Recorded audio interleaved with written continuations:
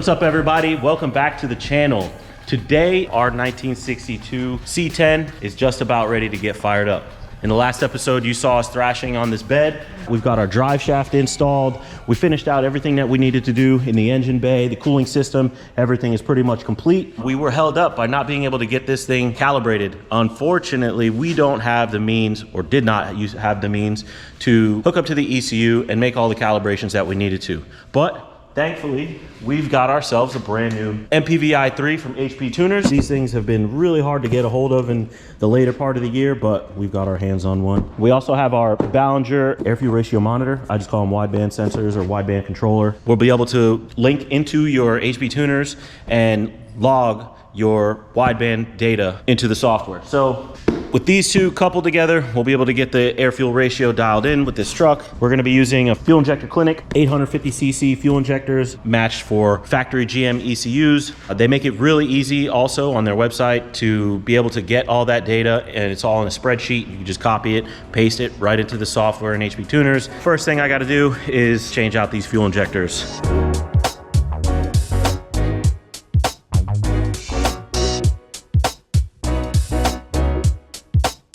It's always really a good move to make sure you put a little bit of lube on the O-rings on the fuel injectors. You don't want to tear it or rip it at all when you're trying to put these in. This is the last place you want to have a fuel leak. Nobody wants engine bay fire.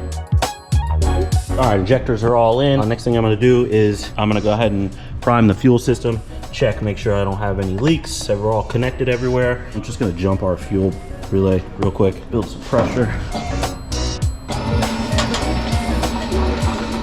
How we looking? Fuel pressure's up. I've already preset our regulator to 58 PSI. We got no leaks over here, baby. Check the other side.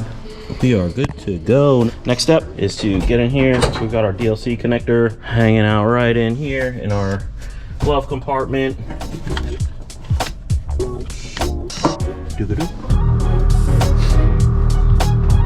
See, it's located our TCM and our ECM. For now, we're just going to be making changes to the ECU. And once we get everything up and running, we'll be able to tune in the transmission, dial in our gear ratio, tire size, shift points. Right now that we got this file pulled out, our base file, I can go ahead and save that.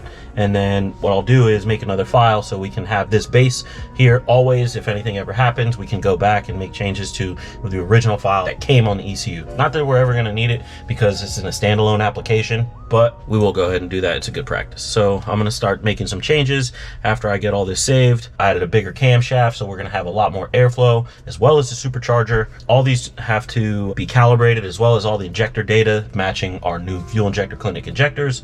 I'm going to go ahead and spend some time on the laptop, make a bunch of changes, and then hopefully we'll be able to start this thing up. AJ and Tony from Tuners Inc. They sent over a startup file for our truck. Andrew is putting the file into the ECU, and we got our fingers crossed, man. We want to hear this thing rumble today. A moment of truth.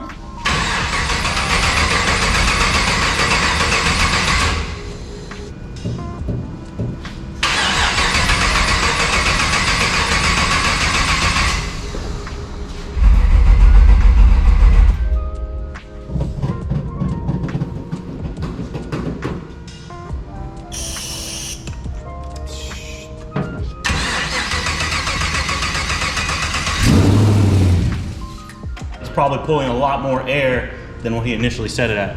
So it's just not getting enough fueling. Easiest way to tell, add something that's really flammable, boom, and it won't fire right off. When I made some changes, we're gonna try to load this new file and try to get it to work, rewrite it, and see if we can get this thing to crank up. So fire up our scanner so we can log our startup here, connect to the vehicle. Boom. We're gonna go ahead and fire this thing up, see what she does. Ready?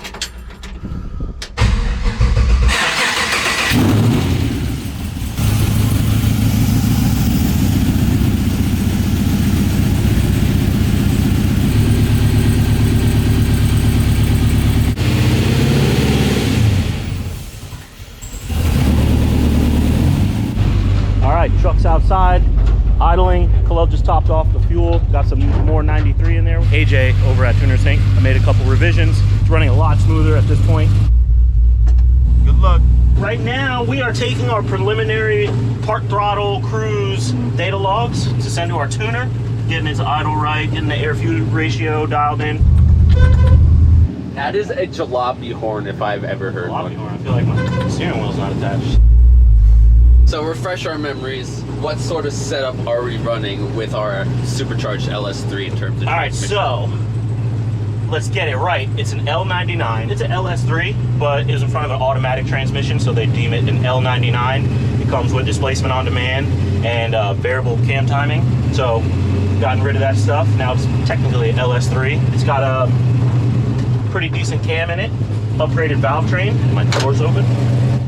We got a set of 1 7/8" long tube headers on it, a 3-liter Whipple supercharger with a 4-inch pulley. Right now, we're not going to be really doing any boost because we're not ready for that yet. We're just trying to dial in all the idle and park throttle stuff, data logging, and setting our final ride height still needs to get done. Because when you're installing airbags, you don't want to have them full with like 110, 120 pounds of air pressure in it. It's maxed out, so you can have a comfortable ride. Right now, at 80 pounds, we're like almost on the ground. So we still need to adjust the shock bodies on our adjustable coilover, tune in the ride height and the ride quality.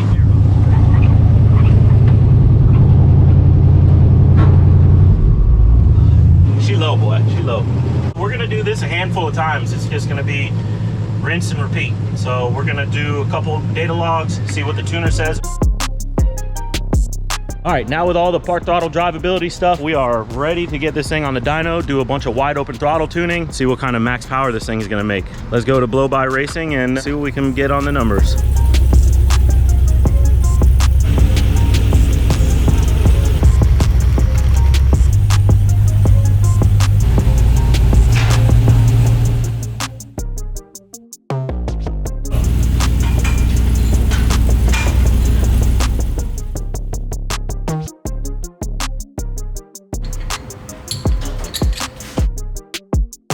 Flash the ECU one more time to get a tune up for the transmission so it just stays steady in 3rd gear, so we can do 3rd gear pull.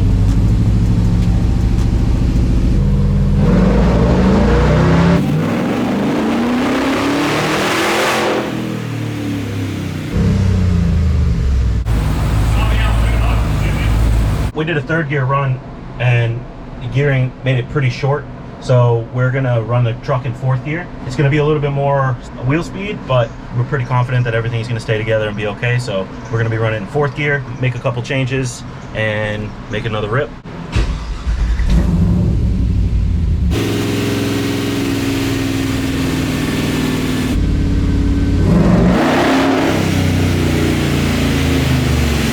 It just cut. Chipper code 2. Okay.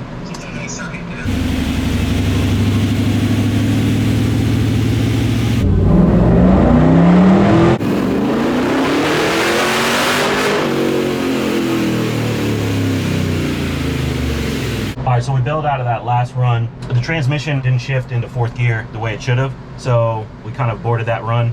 We went back, changed the trans tune file. Now it shifted into 4th, stayed in 4th. We made a hit, we went to about 6,300. We're doing a little bit over 400 horsepower. Intake air temps are kind of warm at 140, so that is not ideal.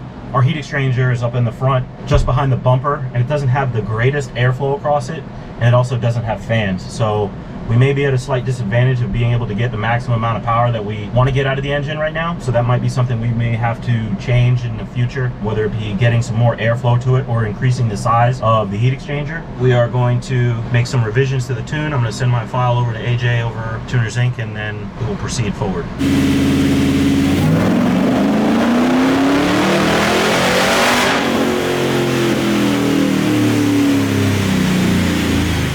Just did another hit, pushing up over 500 now. Went a little bit lean up top, so what we're gonna do is we're gonna rewrite another calibration and we're gonna make another pull.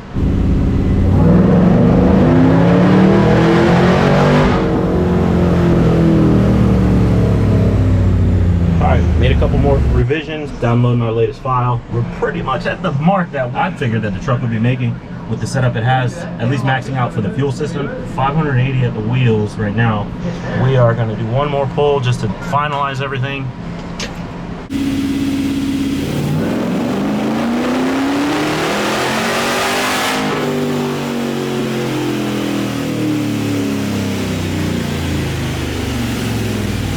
All right, dyno dyno tuning session is completed. We didn't break anything, which is awesome. We finished off at just over 600 horsepower. We've maxed out our fuel system. Fuel pressure has been dropping off right at about 4,500 RPM at just over 9.5 pounds of boost pressure. We got to talk to Brock about possibly putting in a bigger pump so we can crank this mother up. Everything worked pretty good. Thank you very much, Chris, for I am happy to help. letting us use the dyno.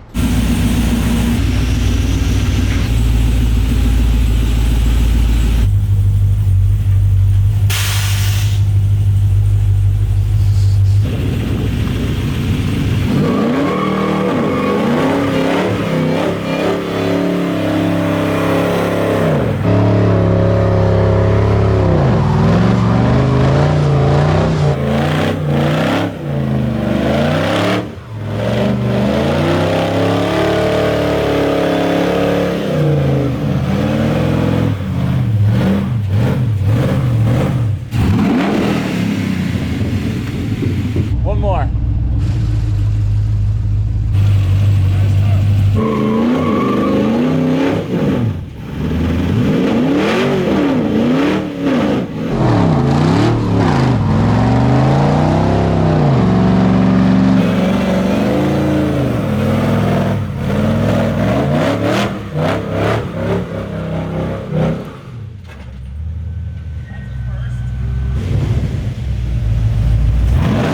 That's a first. Right into the shop. All right, so that's a wrap with the dyno day. I was extremely successful. We've met all our goals with the power. Everybody is super happy with the build. I know the owner is gonna be extremely happy. We already got the okay to put some more power into it, so we're gonna upgrade the fuel pump and maybe even a smaller pulley. But for now, that's a wrap. We've got some more footage coming. We're gonna be cranking this thing up. So make sure you guys like, subscribe, and comment on the video, and we'll see you on the next one. Peace.